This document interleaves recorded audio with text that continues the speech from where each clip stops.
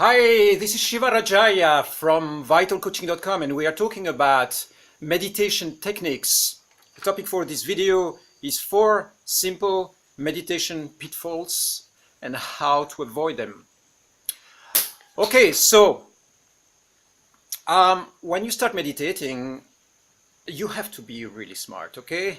Not just enter into it and hope that things will work out. It's a set of tactics, strategies, ways of thinking and engaging into it. So in these ways of engaging into meditation, you have some shadows, you have some aspects of your meditation that might be challenging. So I'm going to cover a little bit of that to give you some extra tools and extra weapons to win the meditation challenges that you might face. So first challenge, distractions. Okay, you are meditating and your cell phone is right there. And you get a text message from a person that you really care for and that you really love. Bang! You come out of your meditation, oh my God, I got 23 likes on my Facebook, or there is a new picture on Instagram, or so the technology challenges. It can be your phone ringing, it can be somebody coming to your space, it can be all sorts of other things. You're hitchy, suddenly you realize that you must do the dishes at this precise moment. What? No, focus, okay? Focus. Turn off your cell phone, turn off the distractions, and dedicate at least these 5 minutes to your practice. So kill the distractions, destroy them, annihilate them. Don't let them invade your meditation space. Second big pitfall are finding excuses. Finding excuses not to meditate. So there is only one way to meditate. It is to go for it. You sit down and do your practice. But you have hundreds of ways not to meditate.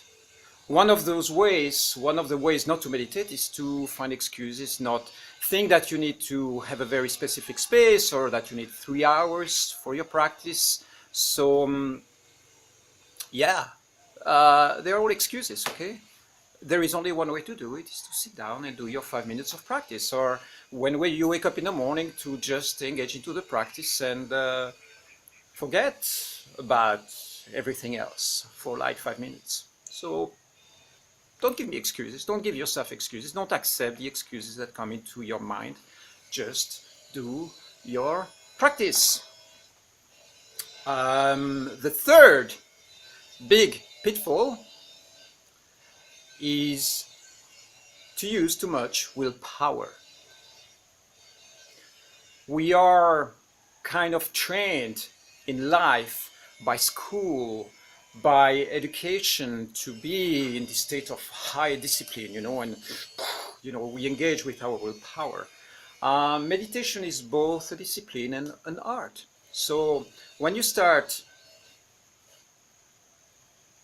tapping into meditation techniques, you will notice that at one point it becomes this natural flow, and you start engaging into it with feeling lots of pleasure.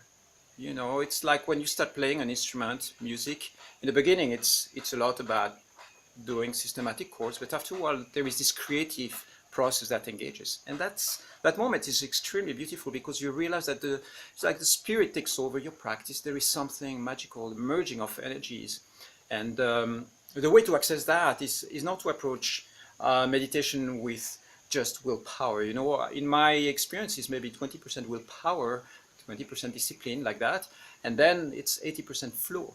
It means that after a while it becomes something really natural. Of course, in the very early stages, you might have to force it a little bit. You might have to use a little bit of this determination and willpower and focus to get your practice going.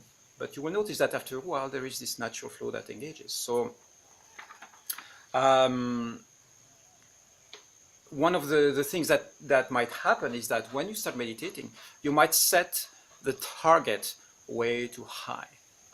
If you never meditated before, and setting up the target to meditate 1 hour per day straight away, that will require lots of willpower, lots of discipline, and the target might be too high. So if you set up this target too high because of prestige, or because of it's a little bit of an egoic target, you are going to maybe sustain it for a while and be extremely disciplined for a while, and you sustain the practice maybe for a month, 2 months, or 3 months, and then you give up. Why? Because you run out of willpower. So it's important to understand this. Discipline and willpower are only a small aspect or only a small fraction. For this to be sustained on the long term, you need to have fun with it. You need to enjoy the practice. You need to be in a place where it becomes precisely much more of flow, of an art form, of spontaneous creation, rather than just something that is based on a determination. And check your life. You will notice that this is the case for about anything that you can do. If you just use willpower discipline, usually you last for a little bit, but eventually you drop out. So yeah, the fourth pitfall has to do with a new term that I just invented, which is butterflying.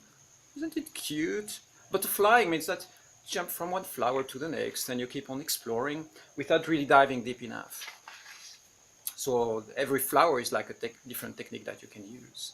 And if you are jumping from technique to technique too fast, instead of sustaining the technique a little bit, then you are going to miss the depth of the experience. The technique by itself is not the goal. I'm going to say that again because it's important. The technique is not the goal. The technique is not the goal. It's like when you arrive on a new website, right? The goal is not to navigate to the website. The goal is to expand your consciousness by what's going to happen once you are in that website. The technique or how you access this website is not the goal. It's the expansion of consciousness that happens once you are there. What is the information? Something that you're getting out of it. So with meditation technique, it's exactly the same thing.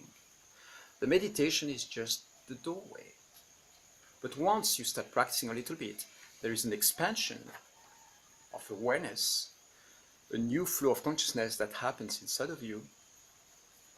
And once that flow starts kicking in and being activated inside of you, that's where the nectar is. That's where the juice is. So you open your energy channels with certain meditation technique, and then transformation, conscious change, conscious evolution starts happening. And then suddenly your mind goes like, poof, and you enter into all the spheres of awareness and consciousness. This is where the magic is. So if you focus too much on the technique itself, you might miss the point.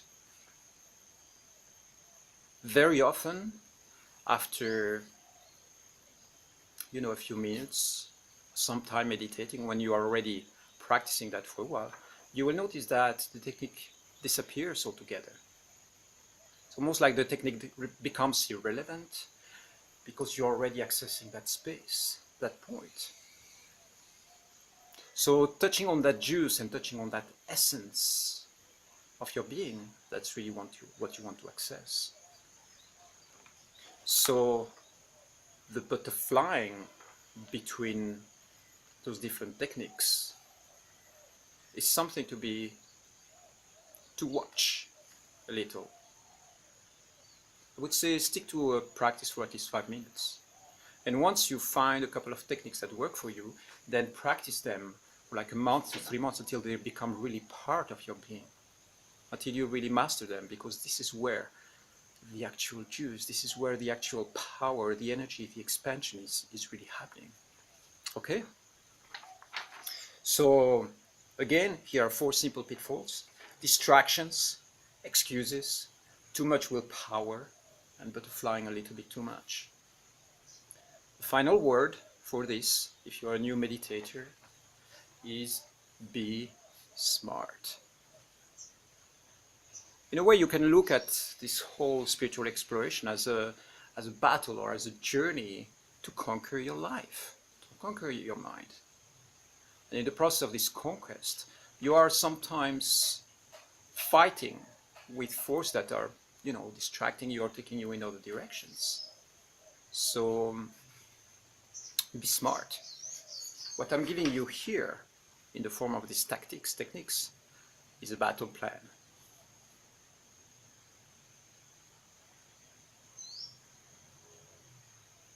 Be smart. I'll be back soon with more tips, techniques, inspiration. I'll see you soon again. Bye-bye.